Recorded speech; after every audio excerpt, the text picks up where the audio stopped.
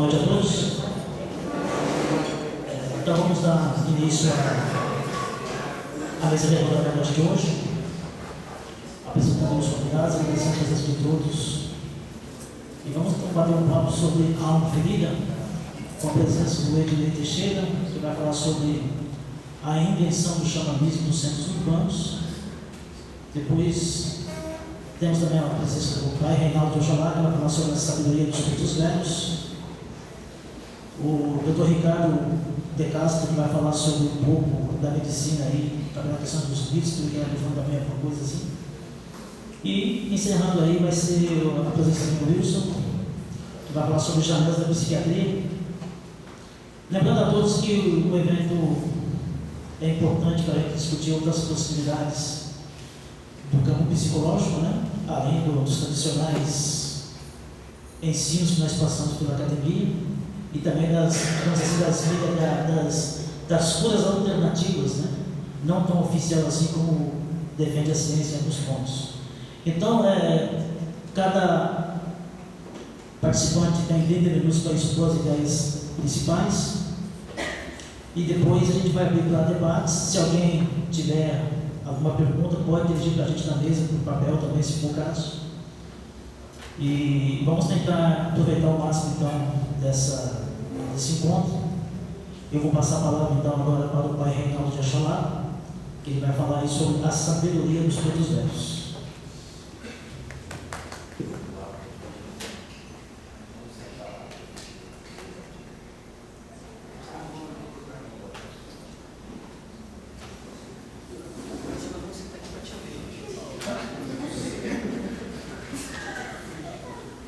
Celebridade, né? Bom, boa noite a todos. Ele já me apresentou, eu sou o pai Reinaldo de Oxalá, Babalorixá Buni, Axé Alamorerê, Axé Ioká. Quando me chamaram para falar sobre a sabedoria dos pretos velhos, é um negócio muito amplo e me deu um certo nó na cabeça, porque como que você vai resumir o que é sabedoria? E além disso, o que é sabedoria ancestral? Né? Mas aí me veio algumas coisas na mente, eu conversei com o Bruno, os organizadores, e ele falou, pai, é por aí. Eu falei, então tá, já que você delimitou, então eu vou por aí. Não tem como falar sobre preto velho sem dar uma contextualizada que é Umbanda, bem rapidinho. A Umbanda é uma religião, e acredito que, enquanto raiz, enquanto fundação, uma religião genuinamente brasileira. Né? Ela surgiu no Rio de Janeiro no início do século XX. Alguns datam, tem documentos registrados em 1908, 1910, alguns dizem até 1920, por Zélio Lopes de Moraes. Aí você vai pegar o livro de Reginaldo Brandt, Herdeiras do Axé. É um livro muito interessante que tem aqui na Unesp. Se ainda não conseguir extraviar, porque o livro é muito bom, não tem mais para comprar. É um livro bacana porque ele vai dar toda a questão social. Porque para a gente que é de uma religião, é muito legal você ficar com o mito, né? O espírito sete, acabou com o sete cruzilhada, mandou Zé Moraes fundar dentro do kardecismo, tal, o grito dos oprimidos. Nós vamos entender como que estava acontecendo, né, na sociedade do Rio de Janeiro nesse período. Nós temos escravos recém-abolidos, que foram abolidos, mas não foram inseridos na sociedade. Nós temos não fiz sociologia, então se eu usar um termo sociológico errado, não é minha área, mas nós não temos mais o branco enquanto burguês, enquanto rico, então ele também estava se tornando pobre por causa da pré-industrialização do Brasil. Nós temos os índios que também estavam deslocados totalmente. Então nesse momento nasce a Umbanda como uma forma de reunir essas pessoas, reunir o que é diferente, né?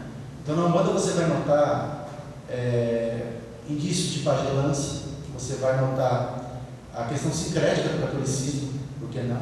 Muito forte no Brasil, até hoje muito forte no Brasil. Você vai pegar a doutrina kardecista, a doutrina espírita, enquanto dogmas ou enquanto filosofia, e aí vem as divindades iorubás, os orixás. A Umbanda não cultua o orixá, a Umbanda louva o orixá, enquanto forças que regem a natureza. Disso, é uma religião que acolhe os diferentes, né, que mescla e é sincrética. Ela tem que ter uma estrutura primordial. E nesse momento a Umbanda tem, enquanto estrutura primordial, o triângulo equilátero, né, um triângulo de 3 lados iguais. Hoje nós vemos os terreiros de Umbanda, linhas de boiadeiro, linhas de marinheiro, linhas não correntes. Agora aí tem alguns terreiros que tem uma linha do Oriente, sei lá, as pessoas gostam de inovar, mas a Umbanda tem essa tríplice: o novo, a criança, o jovem e o velho, o triângulo equilátero, né? A criança é representada pelos próprios herês, os próprios Cosme e Damião, né? Agora nós estamos no mês deles. A criança, enquanto primeira infância, nós nunca devemos perder a primeira infância, e eles demonstram isso. A segunda é o caboclo, a própria jovialidade, aquele que quando vem à terra grita, bate no peito, lança sua flecha, ensina aos seus filhos que não pode jamais perder a garra, mesmo na adversidade. E tem a terceira linha, que já é o velho, o ancião, aí entra os pretos velhos, aquele que vem arcado com o peso da vida, aquele que tem uma sabedoria infinita, porque nem para nós, nem todo preto velho foi escravo, mas uma corrente de espíritos, uma linha de espíritos que assim se apresenta, porque para ensinar que saíram de sua terra, foram trazidos a mamas, sofreram, sabe? Andam marcados, falam baixinho, né? Geralmente não gostam de ostentar nada, para demonstrar que a sabedoria ela não deve ostentar nada, né? A sabedoria você se adquire, ela não ostenta nada, e o preto velho vai indicar isso.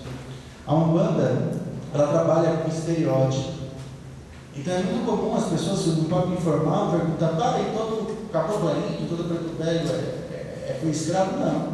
Não necessariamente. Herê, né? Não é necessariamente criança, né? Mas a Umbanda trabalha com esses estereótipos, e vim falar dos pretos velhos. De primordial eram essas 3 linhas. Alguns mais antigos de Umbanda costumam chamar, tal como o Candomblé, linha de santo. As outras de corrente de trabalho, que são os boiadeiros, os marinheiros e assim por diante, né? Então vamos lá. Os pretos velhos. Quem são os pretos velhos?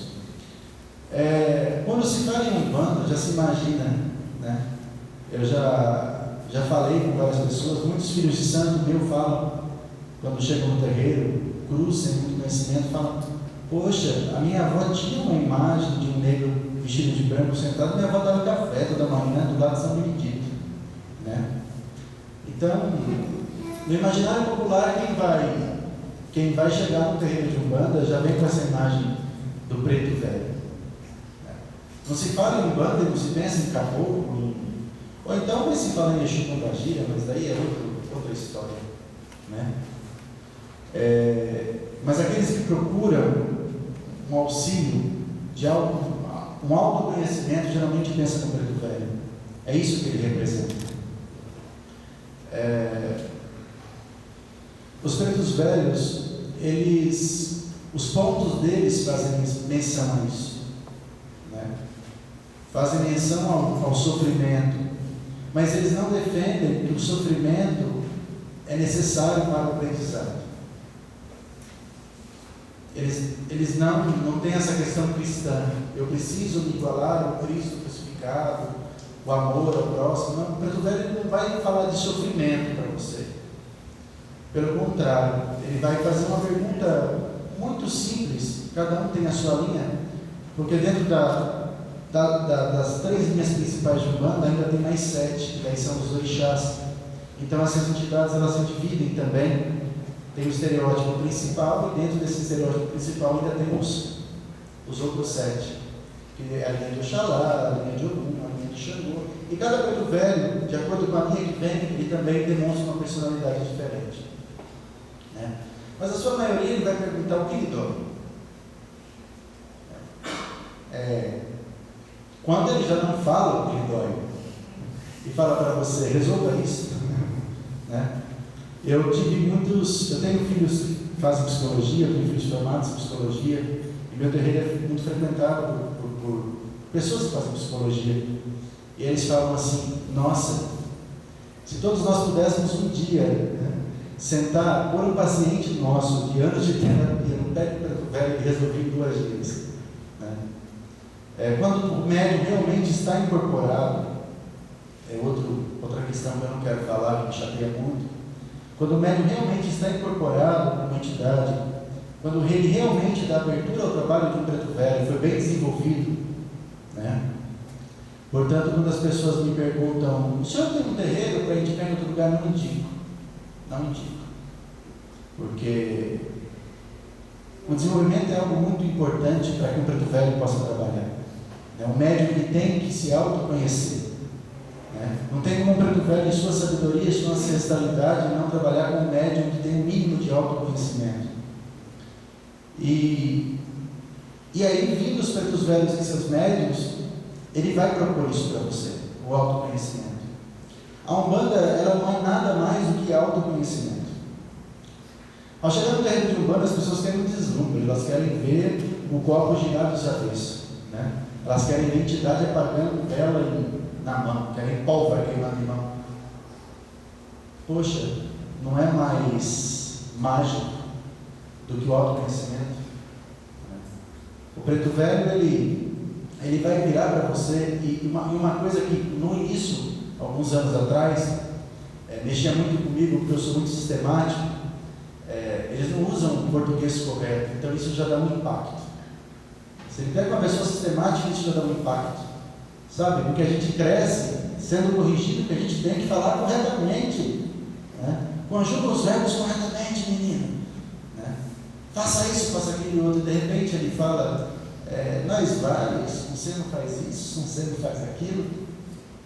E é muito doce, né? A simplicidade, o estereótipo daquilo que é negado, todo o tempo mostrar a cada um aquilo que você nega, né? O primeiro impacto já tem a primeira negação do estereótipo, né? Porque a gente imagina, e aqui nós estamos numa academia, né? Os que têm conhecimento sentam em cátedras, né? O lugar de conhecimento, e eles se recusam a sentar em cátedra, né? Porque o conhecimento deles não vem dos livros, não vem de nada. O preto velho com o qual eu trabalho, um dia perguntaram para ele: por que o senhor não senta numa cadeira? Por que o senhor não aceita um estofado melhor?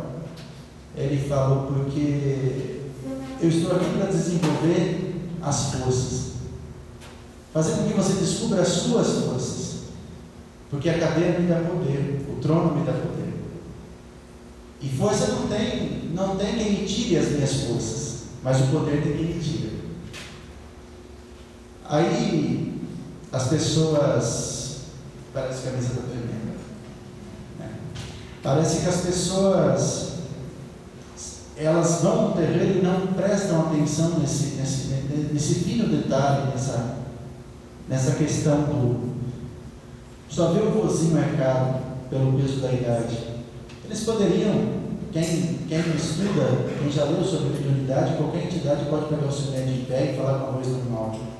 Mas eles fazem questão de arcar, eles fazem questão de baixar, para mostrar que, perante as dificuldades da vida, a gente não aceita, mas se abaixa para observar, passos lentos, passos firmes. Esses são os pretos velhos, não tem muito o que se falar deles. E daí tem a questão do uso do tabaco, a questão do uso do café, as bebidas, tudo tem um sentido na Umbanda. Porque um preto velho geralmente toma café, Ele toma café porque o café é uma bebida ligada à ancestralidade, à terra, aos primeiros ancestrais, né? Os pretos velhos eles podem tomar vinho tinto, fazendo menção ao próprio, aí vamos para o lado sincrético, ao próprio sangue de Cristo, né? Como uma maneira daquilo que sacia, daquilo que satisfaz, né? Alguns usam água e assim por diante. Então, ao chegar no terreiro de Umbanda e conversar com o preto velho, preste muita atenção no que ele tem de dizer, né? Preste muita atenção a cada detalhe, a cada sussurro, a cada pausa, a cada gesto. Os gestos são lentos para indicar para cada um que não adianta a ansiedade, que não adianta a loucura da vida, não vai levar nada, né? Os pretos velhos trabalham com isso. E é uma linha fantástica, porque a gente costuma dizer que tem as entidades com seus médiuns, elas costumam dar alguns puxões de orelha, né? De várias formas. E a gente costuma dizer, leve surra de um Exu, mas não leve de um preto velho. Porque na paciência dele, ele sabe te ensinar, né? Naquilo que representa Exu, sexualidade, ira, caminho, ele vem e já te dá uma chamada. Não leve uma chamada de preto velho, porque na calma dele ele vai te colocar no seu lugar. Ele jamais vai te chacoalhar, ele jamais vai te dar indícios de ele não vai te julgar, mas ele vai falar, poxa, você não aprendeu nada, eu te explico de novo, né? Então, as pessoas têm muito essa ideia romântica do preto velho, isso me dá um pouco de preocupação, porque não tem nada de romântico aos consultar com o preto velho. Você não está falando com o vozinho e com a vozinha. As pessoas lançam muito a um preto velho, e de primeiro momento é bonito isso, o carinho, né? Como se fosse seu avô, sua avó. Mas eu prefiro, quando a gente chega perante um preto velho, saber que a gente está falando com o ancestral. Aquilo que é mais belo, alguém que saiu de sua terra, e é isso que ele vem também ensinar. Tem um áudio do Chico Xavier que ele fala sobre, ele critica um pouco a Umbanda e tal, mas não me importa, porque tem bons textos dele, e ele fala que ele não entende que é fácil você chegar no terreiro de Umbanda que eles vão te dar o que você quiser, porque são espíritos de negro que estão acostumados a ser submissos aos brancos que vão se consultar com eles. Poxa, Chico, não fala assim não, né? Eles não são necessariamente negros, eles não estão ali para serviço dos brancos. Mas é muito legal saber que esse estereótipo do negro que sofreu na mão do branco, e o algoz está tendo que aprender com ele, né? O algoz está...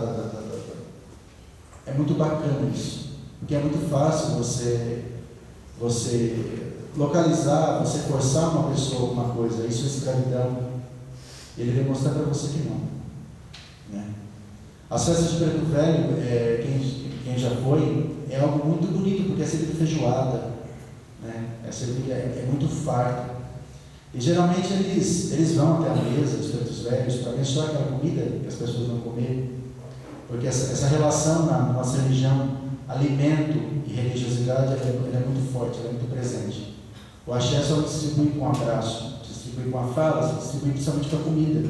Os nossos deuses vêm dançar com a gente, vêm nos abraçar e vêm nos alimentar. Quando é dada a comida a um deus, Yorubá, ela não é posta aos pés dos deuses.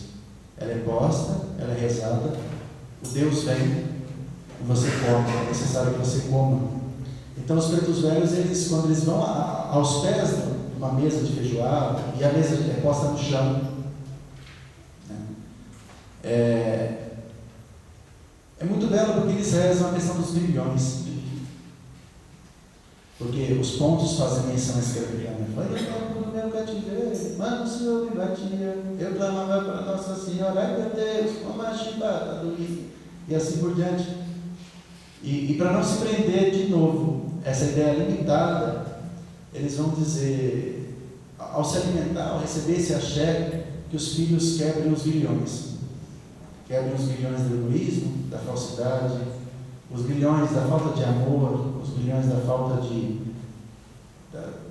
a falta da caridade perfeita. Né? Os pretos velhos não aceitam nada em troca. Eles não vão virar para você e falar assim: o que o senhor quer, meu velho? E é assim que a gente trata eles. Eles não vão falar assim: eu quero um cachimbo novo, eu quero uma xicrinha nova, eu quero. Pelo contrário, se você der, nossa, eles vão ficar muito felizes. Eles agradecem, mas eles vão falar assim: não carecia. Né? E aconteceu eles não se deixam vender, porque hoje a gente se deixa vender. Né? Infelizmente, a gente se deixa vender por pouca coisa, por um sorriso, são os contratos que a gente vai assinando por aí. Os meus já estão, na maioria, rescindidos, não gosto disso. E eles não permitem isso. Então você não vai conseguir nada com eles, um presente, um agrado. Você vai conseguir se você entender o que eles te disseram. E não adianta, as pessoas entram em choque, não adianta. Não é a primeira vez que você vai entender a mensagem dele. Você fatalmente vai entrar em choque. Ele vai mexer naquilo que você não quer ver, naquilo que você não quer enxergar. Ah, mas é muito fácil chegar e falar da minha vida, né? E um preto velho me aconselhar. Se o médium estiver incorporado, ele não vai deixar você falar. O preto velho não vai deixar você falar. Ele vai te saudar, te dar um abraço e tal, e ele vai falar sobre as suas mazelas. E aí as pessoas entram em choque: como é que um médium que nunca viu, não sabe meu nome, fala das minhas mazelas? Sabe aquele momento que você chorou no quarto pensando em cortar os pulsos e ninguém sabe, nem os seus pais? Ele sabe, porque ele sabe que é a dor, ele sabe que é o sofrimento. Quantas pessoas que já foram ao terreiro e nunca mais voltaram por isso? Né? O que mais que os pretos velhos fazem? E é fantástico. Nós estamos com 2 médicos aqui. Um preto velho uma vez atendeu uma moça. Ela passou por hospital a dor era tanta que estava sendo diagnosticado com cólica de rim. E nada adiantava. Nossa, eu falava para ela que ela tinha um VIP do Dr. Zezinho. E ela foi para o preto velho, né? Pedir para ele para que ele tirasse a dor dela, porque os médicos não estavam conseguindo descobrir, a gente passava tudo quanto é exame. E ele pediu 3 fita de cetim. Ele foi trançando, ele foi rezando, e a menina se retorcia de dor, ela não conseguia ficar em pé. E eu vendo tudo aquilo e achando muito bonito na simplicidade. E ela pegou uma espada de São Jorge, bateu o chão, aquela coisa bem certeira mesmo, sabe bem? Que ninguém dá valor, é muito pequeno, né? Aí você não conseguia palpar ela assim, ela chorava de dor, ela estava da cor desse pano. A hora que ele acabou, as coisas foram passando, ele fez as coisas que ele tinha que fazer com a fita, com as coisas e tal. Aí o pai dela apertou ela com força assim e falou assim: tá doendo? Ela fez assim, assustada, porque nada está adiantando mais, pô. Aí o pai dela virou e falou assim: nego, a filha ainda tem um exame a fazer, ultrassom a fazer, não lembro o exame. O que o senhor acha? Eu acho que ela não vai fazer não, porque isso custa dinheiro. Ele olhou, abriu um sorriso doce e falou assim: faz sim, eu só sou um nego velho, eu não sou doutor. O que o doutor não tinha resolvido, ele resolveu com 3 fitas e 2 espadas de São Jorge. Né? Então é isso que eles trazem. É muito mais daquilo que é mágico. Né? Poxa, ele curou ela, não precisou mais ir ao médico. Aí foram descobrir que aí o médico estava com os exames fechados, levou o problema era no útero, e depois ele ficou louco porque o problema não tinha mais no útero. E eu não sou doutor. Pô, mas ele tinha acabado de curar ela, meu. Ele tinha acabado de tirar a dor dela, ainda suava frio. Mas leva no doutor. Eu não sou doutor, sou só um amigo. Então, acredito que com isso a gente tem muito a aprender com isso, não tem? As pessoas querem ver mágica, querem ver Cirque du Soleil, né? Quando vão ao terreiro. Vocês vão encontrar tudo no terreiro decente, menos Cirque du Soleil. As pessoas quando falam para mim assim, eu queria ir muito, mas eu tenho medo. Eu falei, você acha que você vai encontrar lá? O que é lá? É um culto. Tem uma liturgia própria, tem tudo próprio. E é nisso que os pretos velhos vêm. A simplicidade, pé no chão. E uma coisa que eu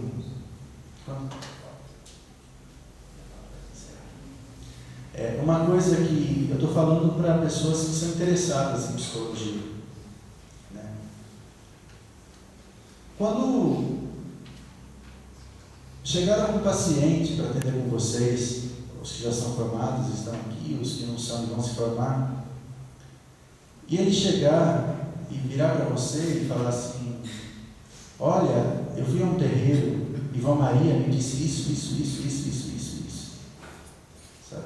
Você está tratando aquela pessoa, aquele ser humano há muito tempo. Se você vê que tudo aquilo é condizente, retome, não menospreze.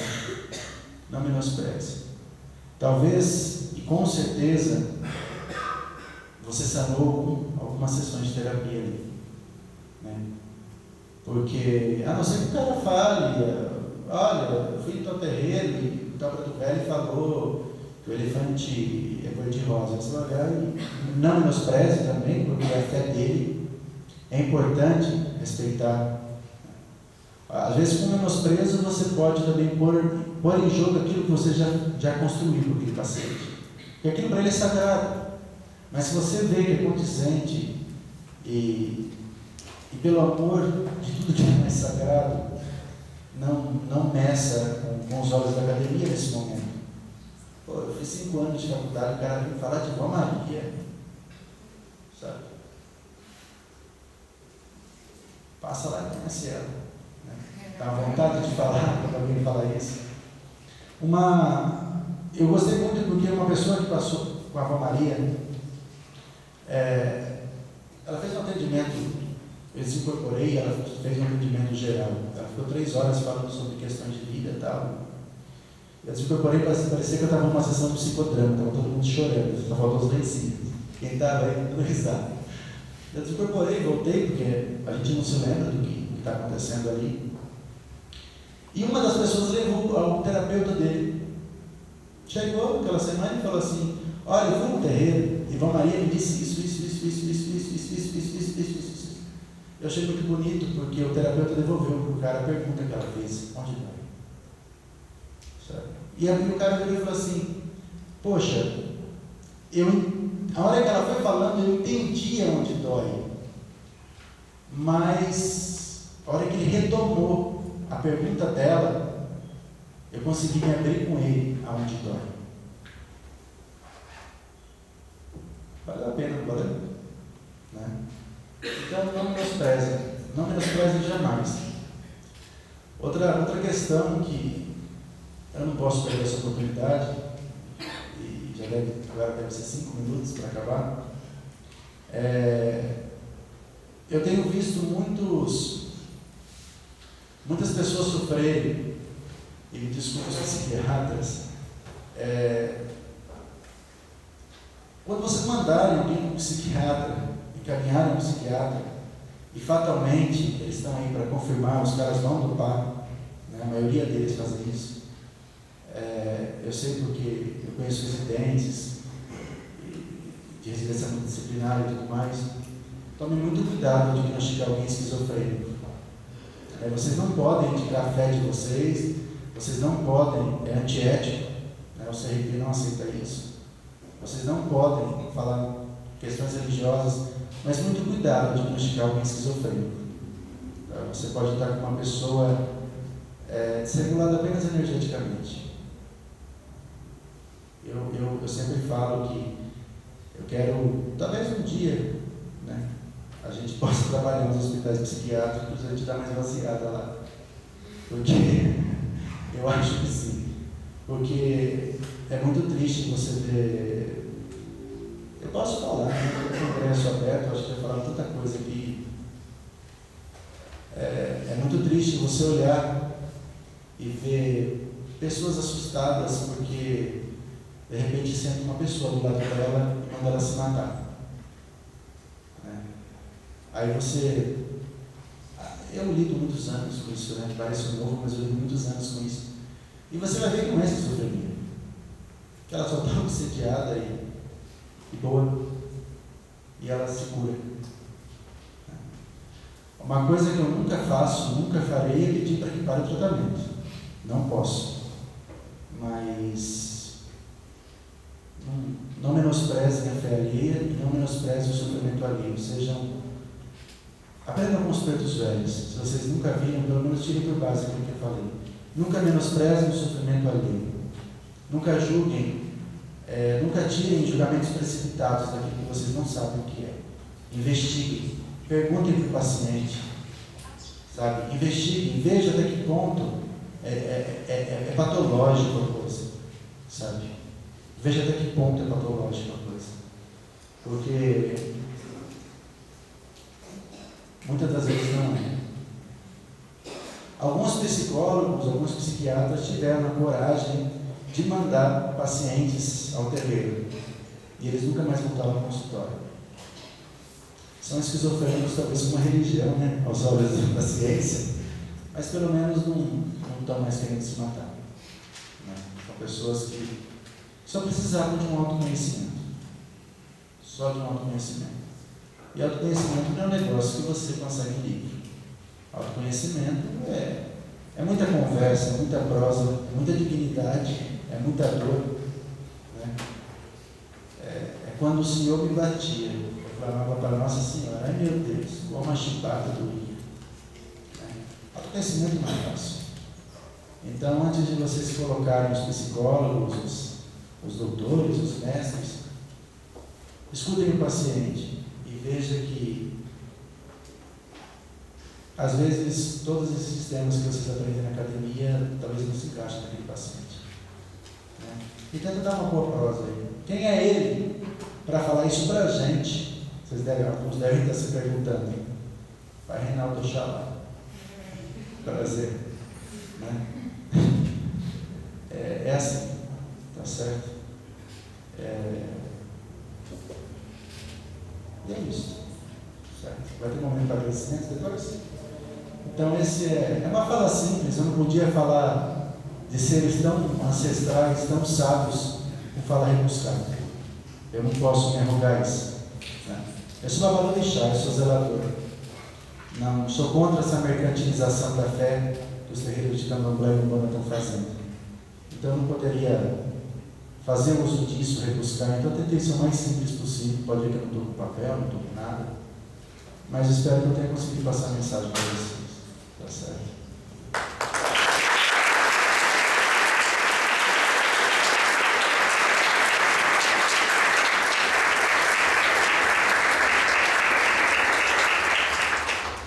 Agradeço aí ao Pai Reinaldo Oxalá pela contribuição, pela exposição interessante, né? Para a gente que está acostumado a ficar no meio acadêmico. Muito interessante, e eu queria que no final, quando falei para perguntas, podemos ampliar um pouco mais a conversa nesse sentido. Né? Eu vou passar a palavra agora para o Ednei Teixeira, que vai falar sobre a reinvenção do xamanismo nos centros urbanos. Ele é dirigente da Santa Luz. A palavra correta.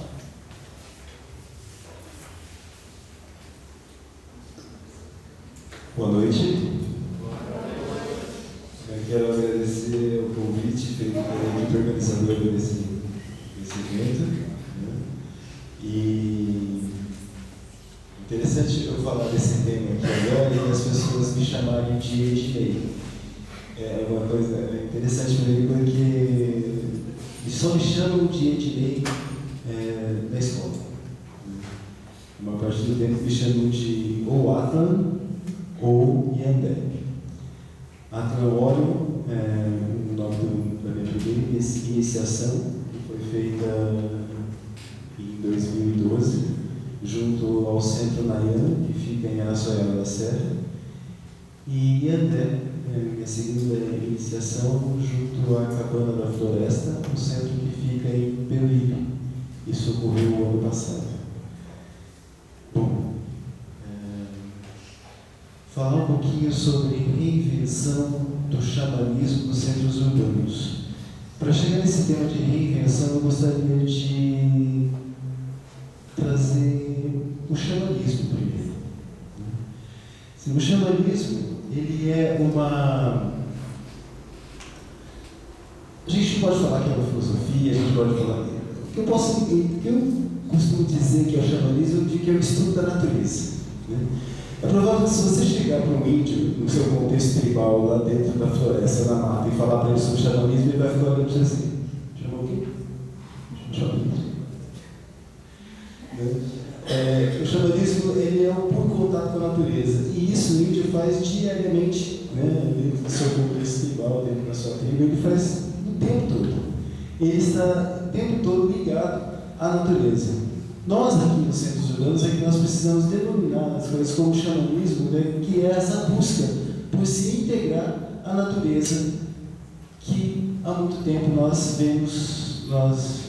vamos nos afastando cada vez mais por conta do sistema em que vivemos. Eu separei duas imagens. Você pode colocar aquelas imagens?